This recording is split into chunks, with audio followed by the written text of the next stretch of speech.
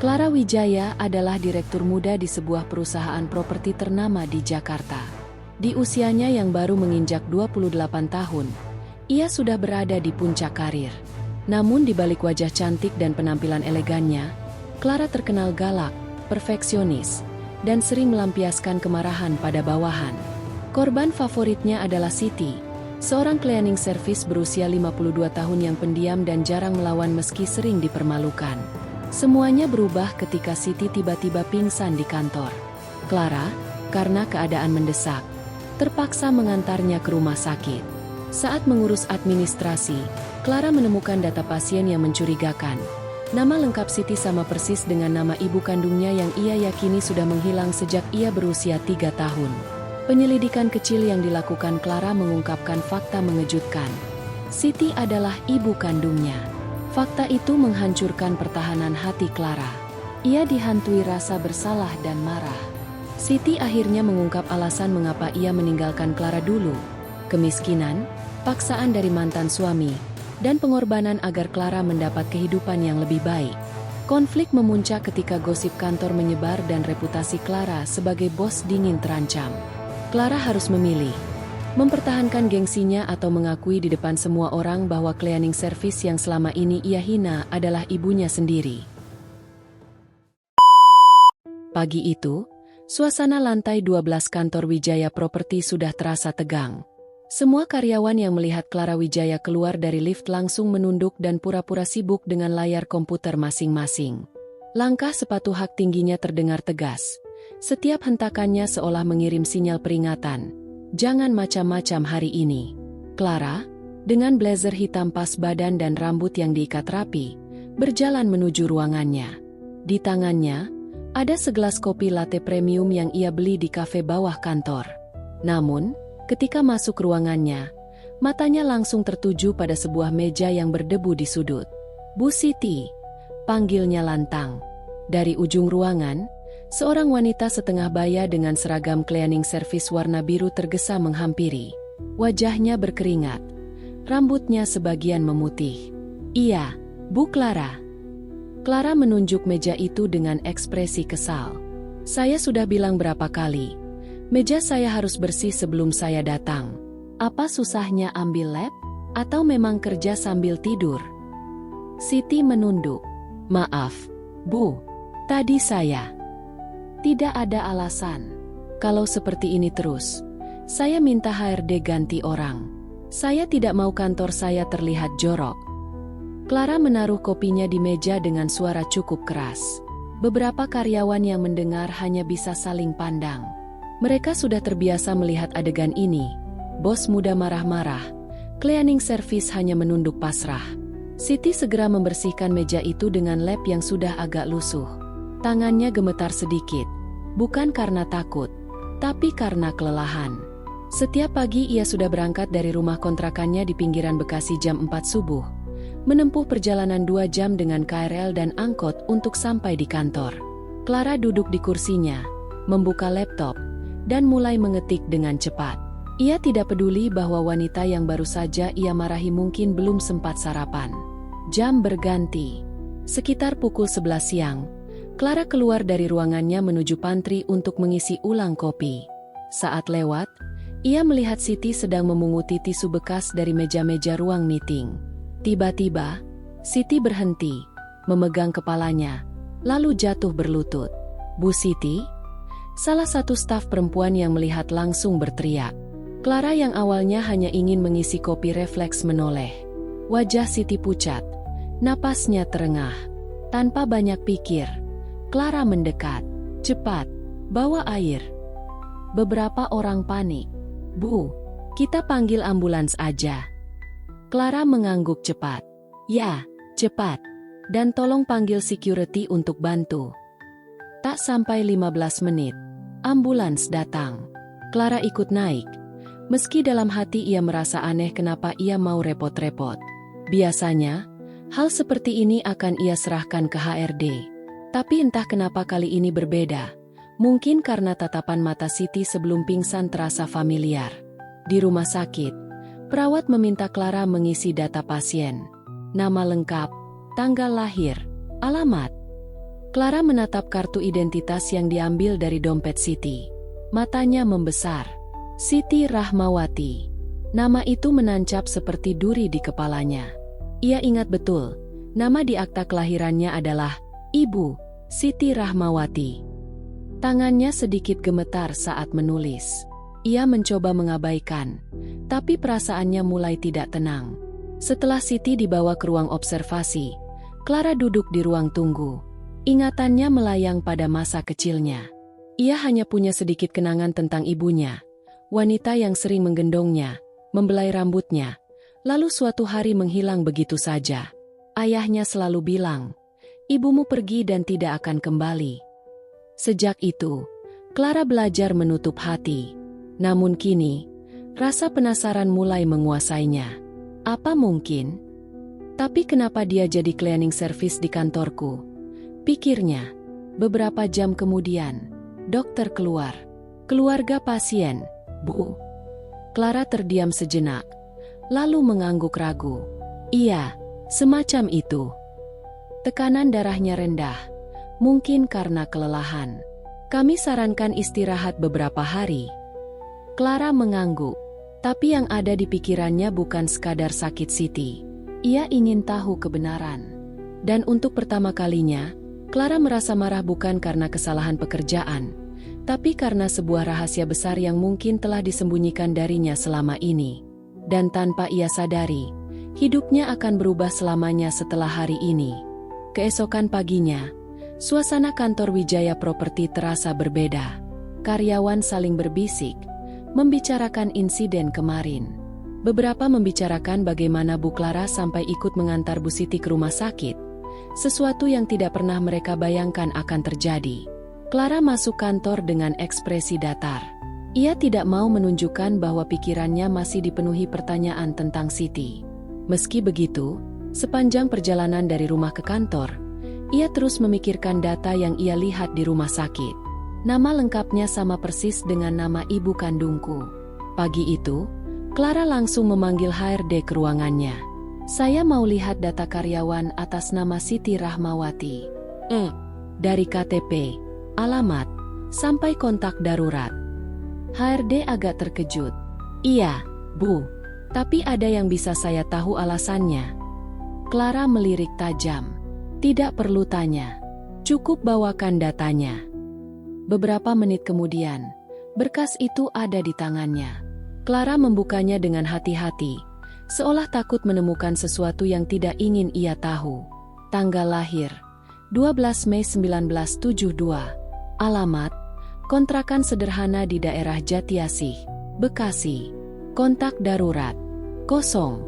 Clara menatap lama tanggal lahir itu. Ia ingat jelas. Dulu ayahnya pernah bilang ibunya lahir di tahun yang sama. Semakin ia baca, semakin hatinya tidak tenang. Pikirannya kembali ke kejadian kemarin di rumah sakit. Tatapan Siti yang sayu, senyumnya yang lemah, entah kenapa membuat dada Clara terasa sesak. Siang harinya, Clara memutuskan untuk mengunjungi rumah sakit lagi di jam istirahat. Ia berdiri di depan pintu ruang rawat Siti, tapi tidak langsung masuk. Ia mengintip dari kaca kecil di pintu. Siti sedang duduk di ranjang, memegang foto kecil. Clara berusaha melihat, dan hampir tak percaya ketika menyadari foto itu adalah dirinya sendiri waktu kecil, usia sekitar 3 tahun, mengenakan gaun putih dan pita di rambut. Jantung Clara berdegup kencang. Kenapa dia punya foto itu? Clara mendorong pintu dan masuk. Siti buru-buru menyembunyikan foto itu di bawah bantal. "Bu Clara, kok datang?" Clara berjalan mendekat. "Saya mau memastikan kondisi ibu. Maksud saya, kondisi Bu Siti." Siti tersenyum tipis. "Sudah mendingan. Terima kasih kemarin mau antar ke rumah sakit."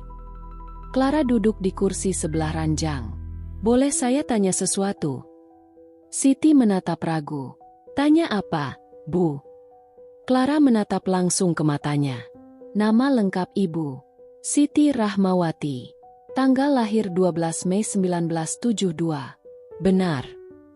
Siti mengangguk pelan. "Iya, Bu. Memang kenapa?" Clara menelan ludah. "Itu, Sama persis dengan nama dan tanggal lahir ibu kandung saya. Wajah Siti langsung berubah. Tangannya gemetar. Ia menunduk, seperti mencoba menyembunyikan sesuatu. Bu, mungkin cuma kebetulan. Clara memotong cepat. Jangan bilang kebetulan. Saya lihat ibu memegang foto saya waktu kecil barusan. Kenapa ibu punya foto itu? Siti terdiam cukup lama. Matanya berkaca-kaca. Bu Clara, saya. Ia berhenti, menutup wajahnya dengan kedua tangan. Maafkan saya. Clara merasa dadanya makin sesak. Jawab saya. Ibu kandung saya, kan? Air mata Siti mulai jatuh. Ia mengangguk pelan, lalu mencoba meraih tangan Clara. Tapi Clara refleks menepis. Kenapa? Kenapa ibu ninggalin saya waktu kecil? Kenapa selama ini tidak pernah muncul? Siti menunduk. Suaranya bergetar. Saya tidak punya pilihan. Dulu saya miskin, hidup di kampung. Ayahmu, suamiku waktu itu, orang kaya. Dia memaksa saya pergi. Bilang saya tidak pantas jadi istri dan ibu untuk anaknya. Dia ambil kamu, dan saya diusir. Tidak ada yang mau menampung saya. Clara menggertakkan gigi. Dan sekarang ibu kerja jadi cleaning service di kantor saya? Ibu kira saya tidak akan tahu. Siti menatapnya dengan tatapan penuh rindu. Saya cuma mau dekat sama kamu. Meski kamu tidak tahu saya ibumu. Melihat kamu dari jauh sudah cukup. Clara berdiri, marah sekaligus bingung. Cukup?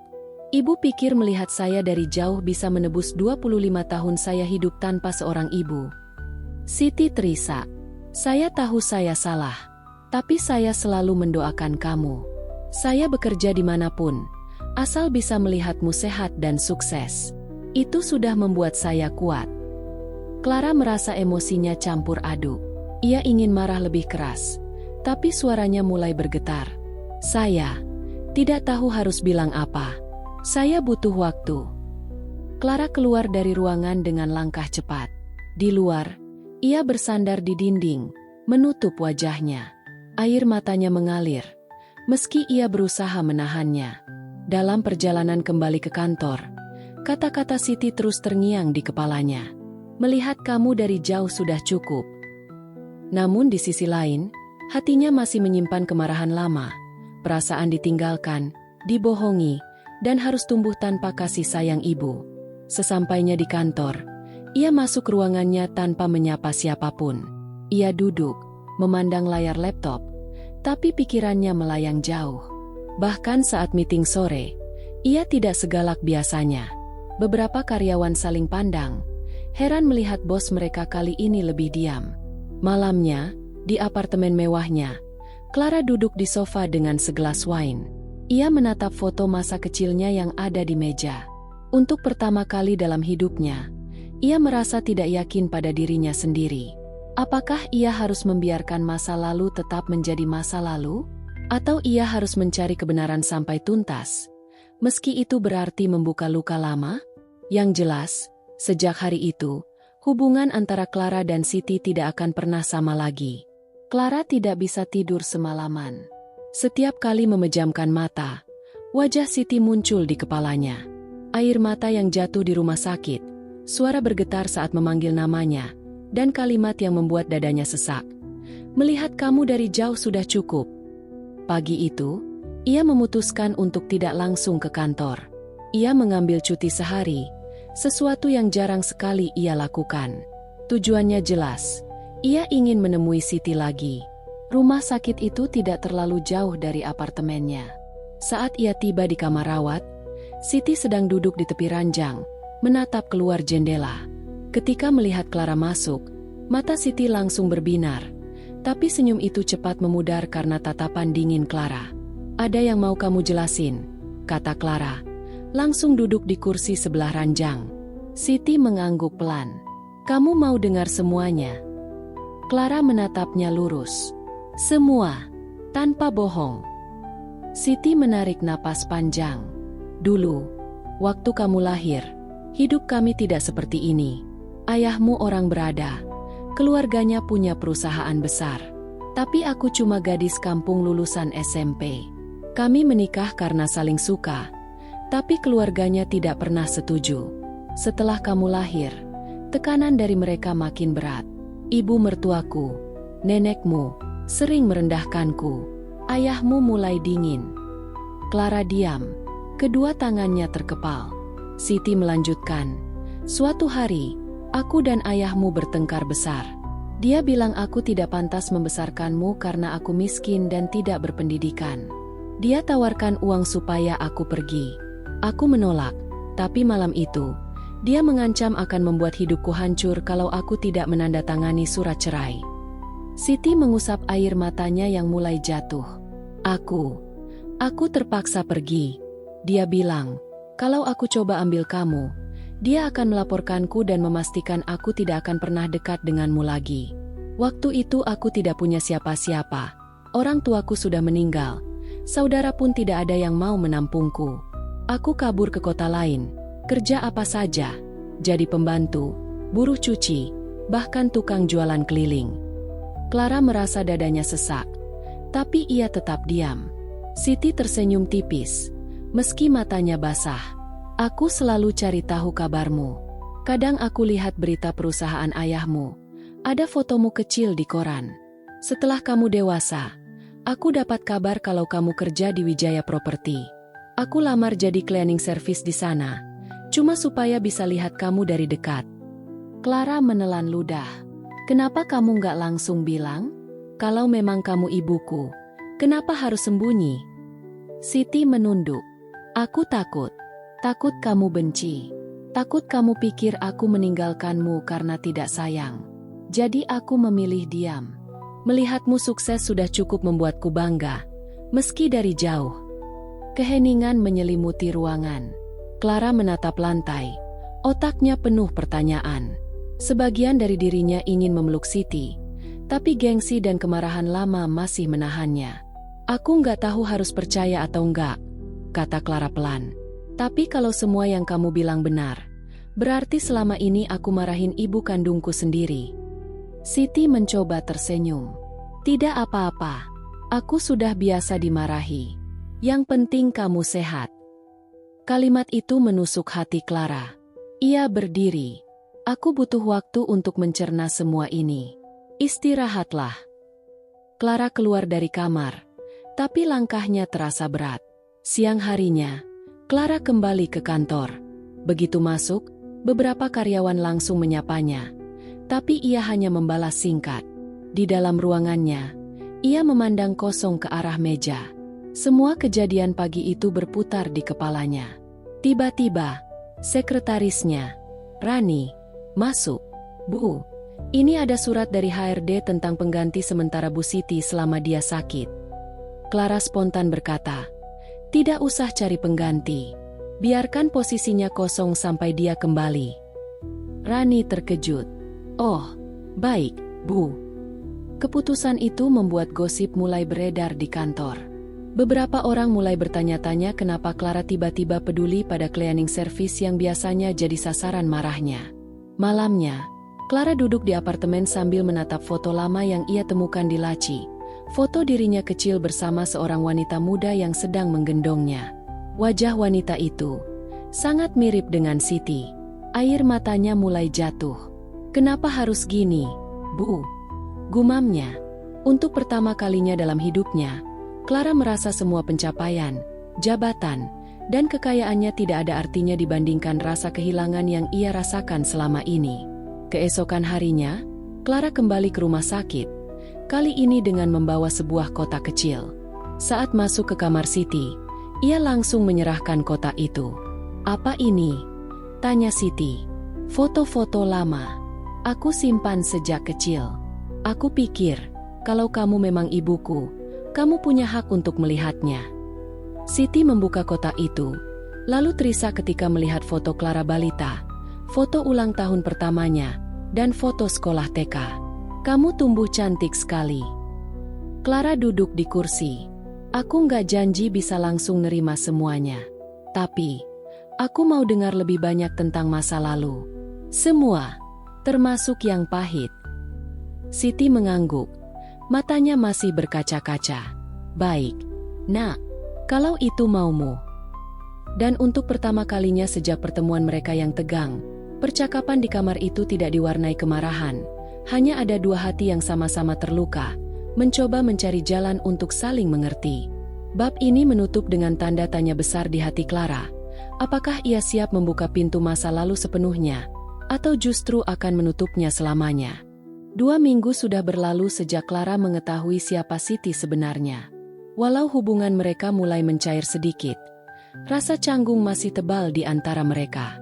Clara memang rutin menjenguk Siti di rumah sakit, tapi selalu dengan sikap formal, lebih seperti atasan menjenguk karyawan sakit daripada seorang anak menjenguk ibu kandung. Di kantor, suasana mulai terasa berbeda. Rani, sekretaris setia Clara, memperhatikan perubahan sikap bosnya. Clara jarang lagi meluapkan kemarahan berlebihan.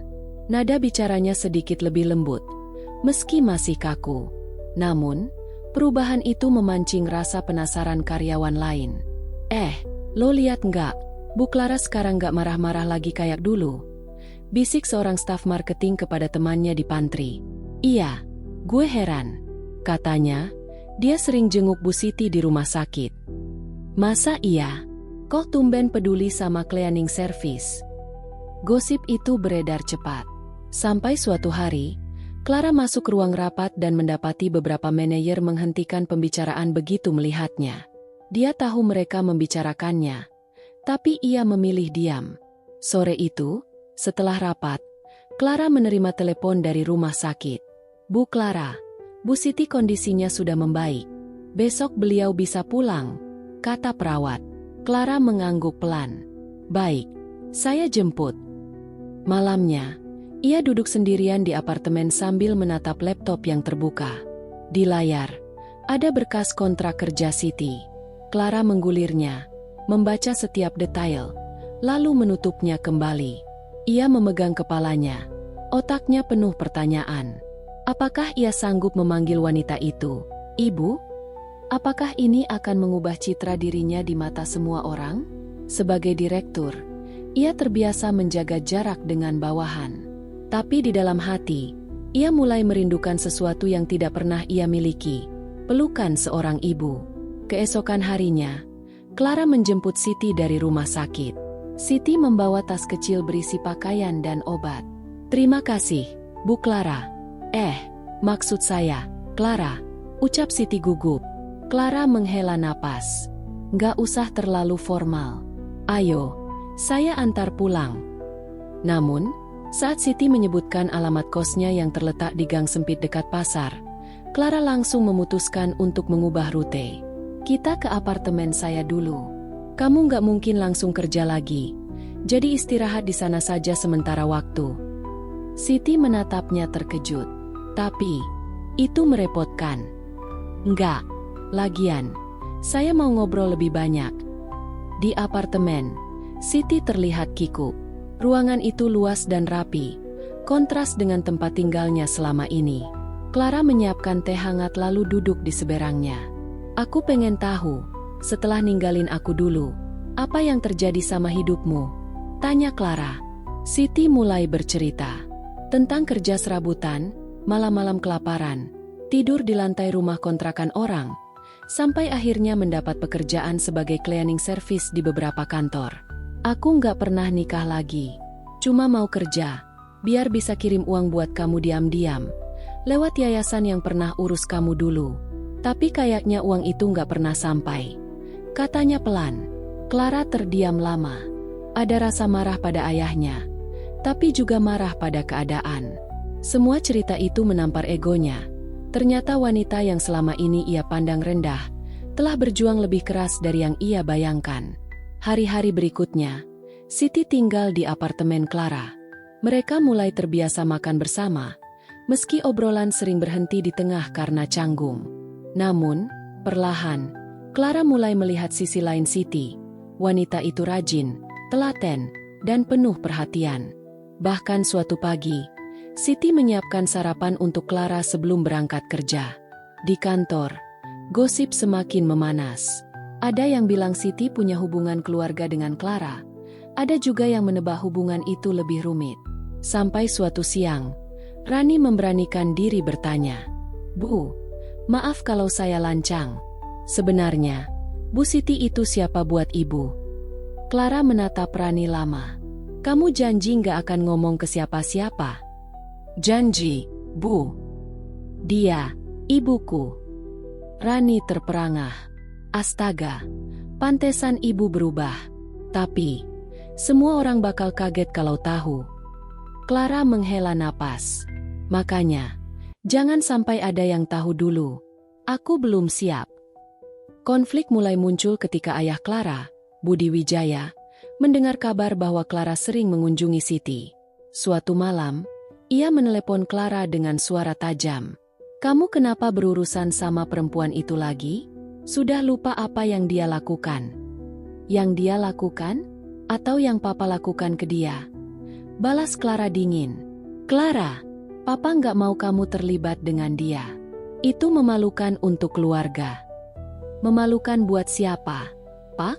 Buat nama besar papa atau buat aku yang ternyata dibesarkan dengan kebohongan?" Telepon itu berakhir dengan Budi membanting gagang telepon. Clara tertegun, tapi dalam hatinya, ia tahu ini baru awal dari pertarungan yang lebih besar, antara mempertahankan ego keluarga atau mengikuti suara hatinya. Suatu sore, Clara pulang dan mendapati Siti sedang duduk di ruang tamu dengan wajah muram. "Kenapa?" tanya Clara. Siti menghela napas. "Barusan ada orang kantor datang ke kos lama saya. Mereka nanya-nanya tentang hubungan kita. Aku takut gosipnya makin parah." Clara menatapnya serius. "Kalaupun semua orang tahu, aku nggak mau lagi pura-pura nggak kenal kamu. Tapi, kita harus siap hadapi konsekuensinya." Siti tersenyum tipis. "Kalau kamu siap, aku juga siap. Dari dulu aku nggak pernah malu jadi ibumu." Ucapan itu membuat dada Clara hangat. Namun, di sisi lain, ia tahu bahwa mengakui Siti sebagai ibunya di depan semua orang berarti meruntuhkan tembok yang selama ini ia bangun.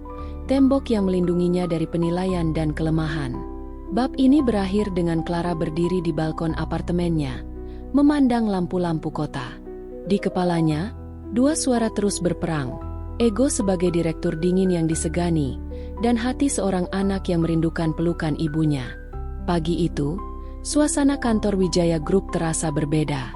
Dari lobi sampai ruang kerja, bisik-bisik terdengar di mana-mana. Clara yang baru keluar dari lift bisa merasakan tatapan karyawan yang seolah ingin menembus pikirannya. Biasanya ia akan langsung memarahi siapapun yang terlihat membicarakannya. Tapi kali ini ia hanya mengabaikan dan berjalan lurus ke ruangannya. Rani, yang sejak kemarin gelisah, langsung menghampiri Clara. "Bu, ada masalah," ucapnya pelan. "Apa lagi?" Foto ibu sama Bu Siti, yang lagi makan bareng di restoran dekat rumah sakit, tersebar di grup WhatsApp kantor. Clara menghentikan langkahnya. "Siapa yang nyebar?" "Belum tahu, tapi semua orang udah lihat. Dan mereka mulai menebak-nebak hubungan kalian." Clara menarik napas panjang. "Baik, nanti aku atur." Pukul 10, rapat mingguan dimulai. Semua kepala divisi hadir. Begitu Clara masuk, ruangan langsung hening. Ia tahu tatapan mereka berbeda, penuh rasa ingin tahu dan sedikit ragu. Clara membuka rapat seperti biasa, membahas target dan progres. Namun, di tengah rapat, seorang manajer HR bernama Wina memberanikan diri bertanya, "Maaf, Bu Clara, tapi saya rasa ini penting untuk keterbukaan di perusahaan. Betul atau tidak, Bu Siti adalah keluarga ibu?" Suasana ruangan langsung menegang. Semua mata tertuju pada Clara. Clara menatap Wina tajam. "Itu urusan pribadi saya. Tidak ada hubungannya dengan pekerjaan." "Tapi, Bu, gosip ini sudah menyebar keluar. Beberapa klien sudah dengar," tambah Wina. Clara terdiam sejenak. Ia bisa saja membantah, tapi ia teringat ucapan Siti. "Aku nggak pernah malu jadi ibumu." Dengan suara tegas, Clara berkata, "Ya, Bu Siti adalah ibu kandung saya. Dan saya tidak melihat itu sebagai sesuatu yang memalukan." Sekarang, kalau tidak ada lagi pertanyaan yang relevan dengan pekerjaan, kita lanjutkan rapat. Ruangan hening. Beberapa terlihat kaget, beberapa terlihat kagum, tapi ada juga yang jelas-jelas tidak setuju. Setelah rapat, Clara kembali ke ruangannya. Belum sempat duduk, teleponnya berdering. Nama di layar membuat dadanya menegang. Budi Wijaya. Clara, papa baru dapat laporan dari Dewan Direksi. Apa-apaan kamu mengakui perempuan itu di depan semua orang? Suara ayahnya meninggi. Aku cuma jujur. Pak, aku capek pura-pura nggak kenal sama ibu sendiri. Kamu tahu nggak? Itu bisa hancurin reputasi kita? Perusahaan ini nggak bisa dipimpin orang yang bawa-bawa masa lalu kotor keluarganya. Masa lalu kotor? Pak, itu cuma versi papa. Versi mama. Nggak seperti yang papa ceritakan. Budi terdiam sejenak, lalu berkata dengan nada mengancam. Kalau kamu terus begini, papa nggak segan-segan cabut kamu dari posisi direktur. Clara menutup telepon dengan tangan bergetar. Ia tahu ancaman itu bukan main-main. Sore harinya, Siti datang ke kantor untuk mengambil beberapa barangnya yang tertinggal. Begitu masuk lobi, ia langsung merasakan tatapan sinis dari beberapa karyawan. Ada yang berbisik, ada yang sengaja memandangi dari atas ke bawah. Bu Siti, sapa Rani dengan senyum gugup, mencoba mengurangi ketegangan. Siti membalas senyum tipis. Aku cuma mau ambil lab sama emberku yang ketinggalan. Nggak usah khawatir. Namun, sebelum ia sempat naik ke lantai cleaning service, Wina, manajer HR yang tadi bertanya di rapat, menghampirinya. Bu Siti, saya minta maaf, tapi mulai minggu depan, kontrak kerja ibu tidak diperpanjang. Ini kebijakan dari Dewan Direksi. Siti terdiam. Karena saya ibunya Bu Clara. Wina menunduk. Saya cuma menjalankan perintah. Siti mengambil surat pemberhentian itu tanpa berkata apa-apa. Tapi di dalam hati, ia hancur. Bukan karena kehilangan pekerjaan, tapi karena tahu ini akan menyakiti Clara. Malam itu, Siti menunggu Clara pulang di apartemen. Begitu Clara masuk, ia langsung menyembunyikan surat pemberhentian itu di tasnya. Tapi Clara bisa membaca wajah ibunya. Ada apa? Tanya Clara. Tidak ada, cuma capek, jawab Siti, berusaha tersenyum. Clara menatapnya lama, lalu berkata, kalau ada yang papa atau direksi lakukan, aku harus tahu. Siti akhirnya menyerahkan surat itu. Jangan marah, aku nggak apa-apa. Lagian, aku memang nggak mau bikin masalah di kantor.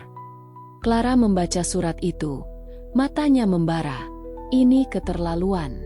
Mereka pikir mereka bisa pecat kamu cuma karena hubungan kita. Siti memegang tangan Clara.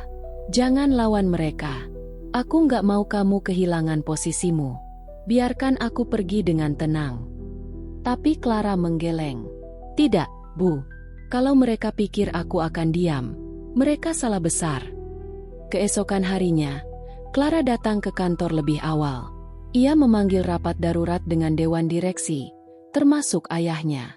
Dengan nada tegas, ia memprotes keputusan pemecatan Siti.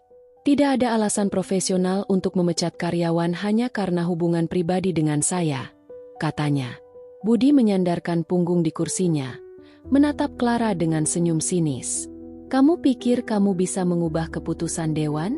Clara, kamu direktur, tapi kamu tetap di bawah saya di hierarki keluarga dan perusahaan ini. Clara membalas tatapan itu.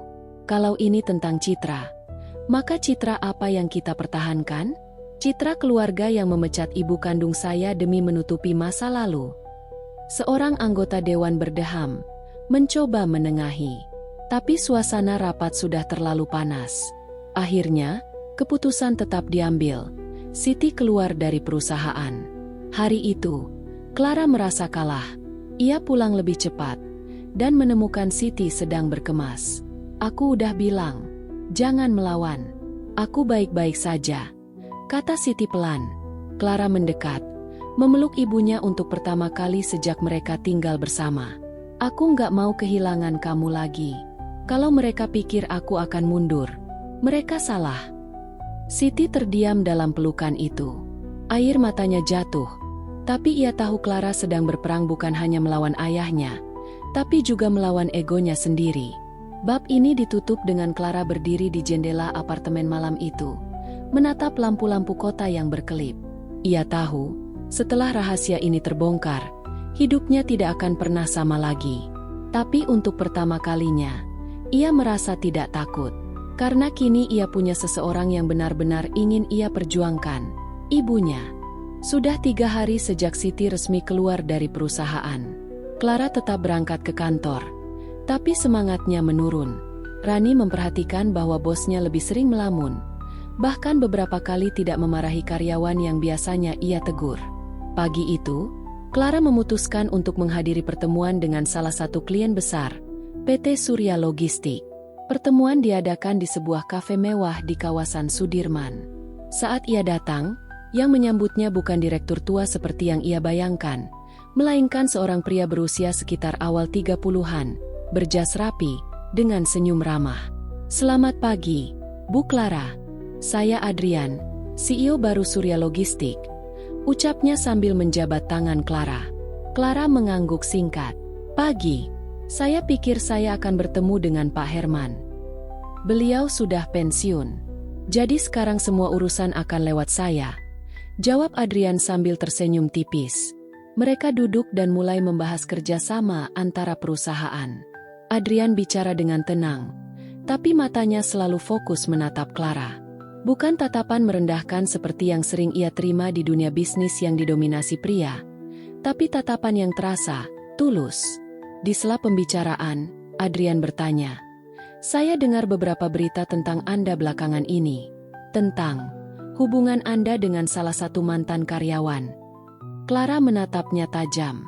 "Kalau Anda ingin membatalkan kerjasama karena gosip itu, kita bisa akhiri pertemuan sekarang."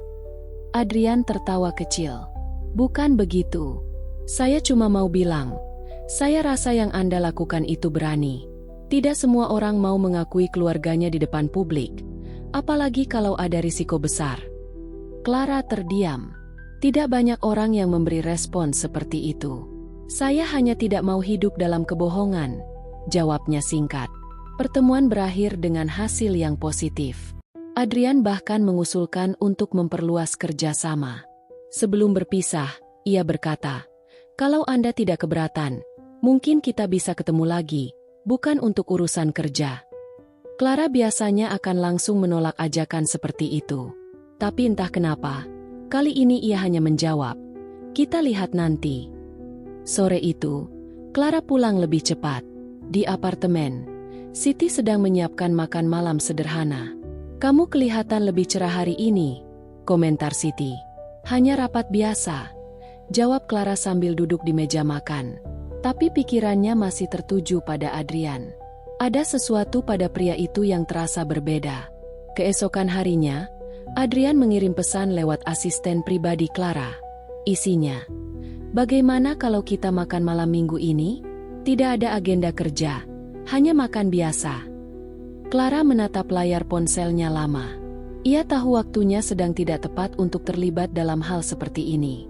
Tapi mungkin, justru di tengah badai, sedikit pelarian tidak akan salah. "Bilang sama dia, Jumat malam saya kosong," kata Clara pada Rani. Jumat malam, mereka bertemu di sebuah restoran rooftop dengan pemandangan kota Jakarta. Adrian datang lebih dulu, mengenakan kemeja putih dan jas biru tua. Saat Clara tiba, ia berdiri dan menarik kursi untuknya. "Jarang ada pria yang melakukan ini," kata Clara sambil duduk. "Kalau untuk wanita yang saya hormati, itu wajib," jawab Adrian dengan nada serius. Mereka berbincang banyak hal, mulai dari bisnis, kehidupan pribadi, sampai pengalaman masa kecil. Adrian bercerita tentang ibunya yang meninggal saat ia berusia 10 tahun, dan bagaimana ia dibesarkan oleh ayah yang keras. Clara jarang terbuka pada orang baru, tapi malam itu ia menceritakan sedikit tentang Siti, tanpa terlalu detail soal masa lalu mereka. Adrian mendengarkan tanpa menghakimi. "Kedengarannya ibu Anda wanita yang kuat," katanya. "Ya, lebih kuat dari siapapun yang saya kenal," jawab Clara sambil menahan emosi. Hubungan mereka mulai terjalin pelan-pelan. Adrian beberapa kali mengirimkan bunga ke kantor Clara, sesuatu yang membuat gosip di perusahaan semakin ramai. Rani bahkan sempat berbisik, "Bu, hati-hati. Kalau sampai Pak Budi tahu, bisa tambah panjang urusannya." Dan benar saja, kabar tentang kedekatan Clara dengan Adrian sampai juga ke telinga Budi Wijaya. Suatu malam, Budi menelepon dengan nada marah. "Kamu pikir ini saatnya main cinta-cintaan? Perusahaan kita sedang dalam sorotan, dan kamu malah dekat dengan CEO dari perusahaan lain." Clara mencoba tenang. "Papa, ini urusan pribadi saya. Adrian bukan ancaman untuk perusahaan. Papa tidak peduli.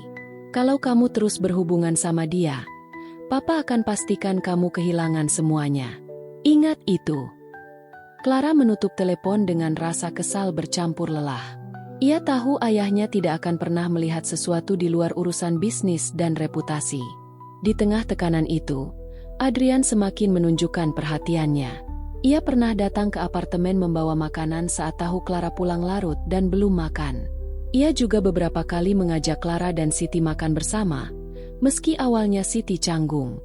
Suatu malam, setelah mengantar Siti pulang dari rumah sakit tempat ia cek kesehatan, Adrian dan Clara duduk berdua di mobil.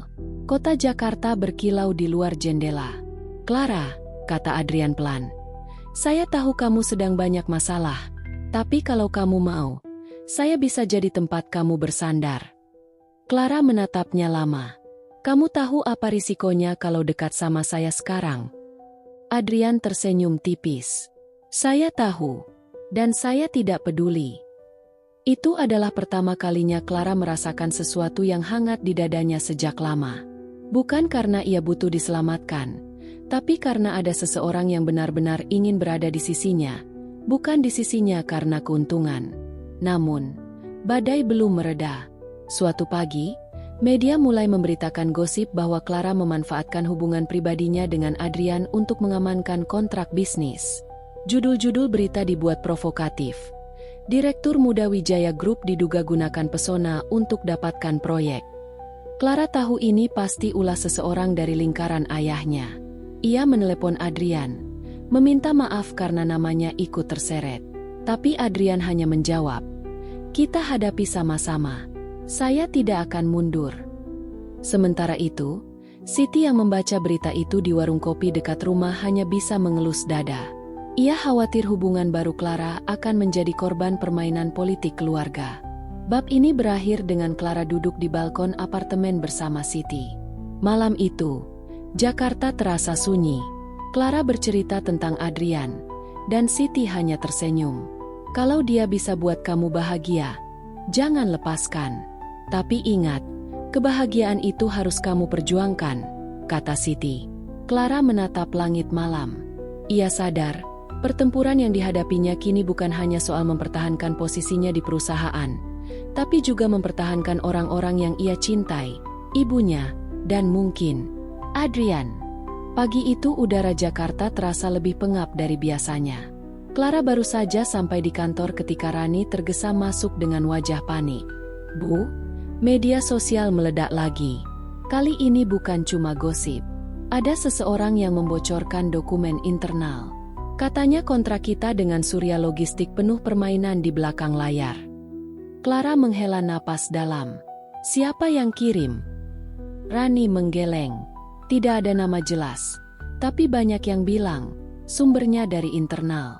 Dan beberapa media menuduhnya Bapak." Clara terdiam. Ia sudah menduga sejak lama, tapi mendengar kecurigaan itu langsung dari orang lain membuat dadanya sesak. Ia menutup laptopnya dan berdiri. "Tolong batalkan semua jadwal hari ini.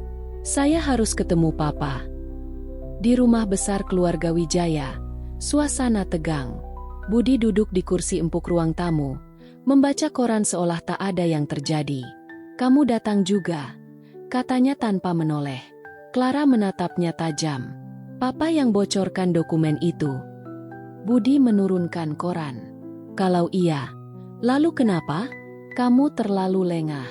Papa hanya menjaga perusahaan ini." "Menjaga? Papa menghancurkan reputasi saya." Suara Clara meninggi. "Reputasi bisa dibangun lagi. Tapi hubungan kamu dengan CEO Surya Logistik itu bencana. Clara menggeleng. Papa tidak pernah peduli dengan kebahagiaan saya. Yang papa mau cuma kontrol penuh.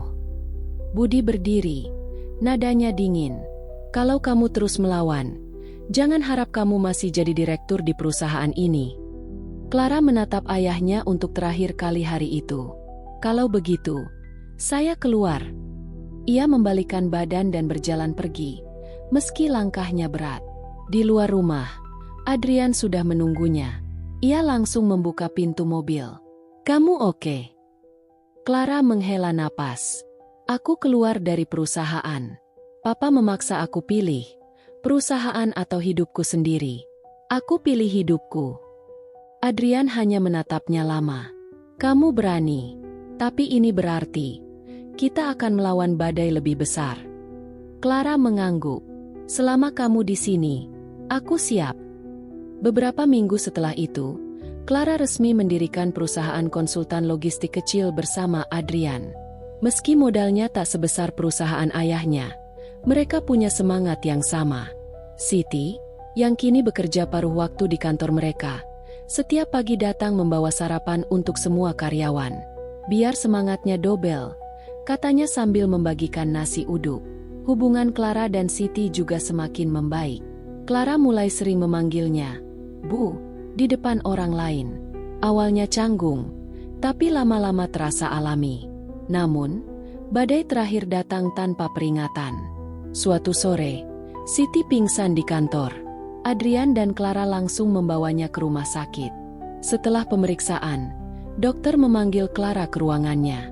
Ibu Anda mengalami komplikasi ginjal. Kondisinya cukup parah. Kalau tidak segera ditangani, risikonya tinggi. Clara merasa dunia runtuh. Apa ada cara untuk menyelamatkannya? Harus ada donor ginjal yang cocok, dan waktunya tidak banyak. Jawab dokter. Malam itu di ruang perawatan, Siti terlihat lemah tapi masih berusaha tersenyum. Jangan sedih, Nak. Ibu sudah senang bisa ketemu kamu lagi. Clara menggenggam tangannya erat. Jangan bicara begitu. Kita akan cari donor. Aku janji. Beberapa hari berikutnya diisi dengan pencarian donor yang cocok. Clara bahkan menghubungi Papa, meski hubungan mereka retak. Papa, Ibu butuh donor ginjal. Tolong bantu, kata Clara di telepon. Budi terdiam cukup lama sebelum menjawab. Kirimkan data medisnya. Papa akan usahakan. Itu pertama kalinya dalam waktu lama Budi memanggil Siti, Ibu, di hadapan Clara. 3 minggu kemudian, operasi transplantasi ginjal berhasil dilakukan. Donornya bukan Budi, tapi salah satu kerabat jauh Siti yang tinggal di kampung.